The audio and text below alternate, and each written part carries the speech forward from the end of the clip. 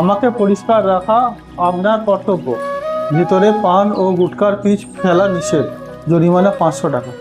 এই কথাটা এই কথাটা কিন্তু খুব একটা দামি কথা এবং খুব মূল্যবান কথা। এই পতিকালয়টাকে একবার দেখুন, খুব পরিষ্কার পরিচ্ছন্নভাবে রেখেছে এবং এই নির্দেশ এরা যথারীতি পালন করছে। এবার একটা কথা বলি, আমরা কয়েকদিন আগে পূর্ব বর্ধমানের রায়নার দিকে একটা পতিকালয় খুবই নোংরা অবস্থায় ছিল, অপরিষ্কার অবস্থায় ছিল, সেটাকে পরিষ্কার করে আমরা একদম ক্লিন করে দিই। কিন্তু আমাদেরকে এবার আমরা একটা জিনিস ভেবে দেখছি যে এই লেখাটা যেটা রয়েছে, এই লেখাটাকে আমরা প্রিন্ট বানিয়ে যদি প্রত্যেকটা প্রতীক্ষালয় এরমভাবে আমরা লাগাই, চিপকে দিই, তাহলে কেমন হয় সেটা আপনারা বন্ধুরা অবশ্যই কমেন্টে জানান।